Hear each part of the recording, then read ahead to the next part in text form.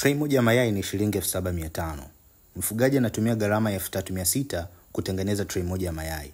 Akiuza kwa bei ya 7,500, faida yake ni 3,800. Katika biashara ya mayai, kuna wafugaji ambao wanapata faida na wengine hupata hasara.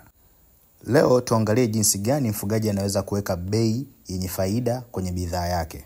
Nitatumia data za kuku industry kama mfano. Taarifa muhimu ambazo mfugaji anatakiwa awe nazo ni umri wa kuku kwa wiki, asilimia ya utagaji.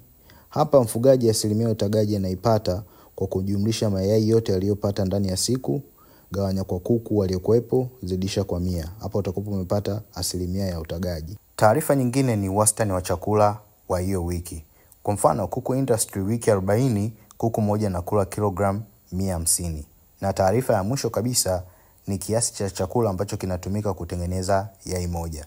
Hii hesabu unaipata kwa kuchukua wastani wa chakula ya hiyo wiki gawanya kwa asilimia ya utagaji. Tukimaliza hapo tunakuja kutafuta gharama ya gramu moja ya chakula. Tunafahamu mfuko mmoja wa chakula una kilogram 50. Tunahitaji kubadilisha hizi kilogram 50 kwenda kwa gram. Kwa kuzidisha kwa 1000 tunapata gram 50,000.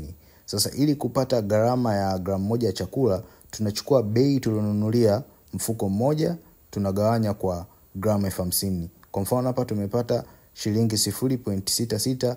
Hii ni gharama ya gramu moja ya chakula. Na hatua ya mwisho kabisa ili tupate kujua gharama ya uzalishaji wetu, tunachukua kiasi cha chakula cha yai moja tunazidisha na gharama ya gramu moja ya chakula. Hapa tunapata shilingi 122. Hii ni gharama ya kuzalisha yai moja. Kwa hiyo tray moja na mayai 30, kwa tunazidisha na 30 tunapata 3,663.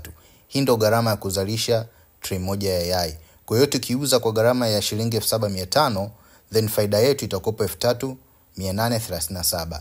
Hii ndio faida ya kuuza tray moja ya mayai.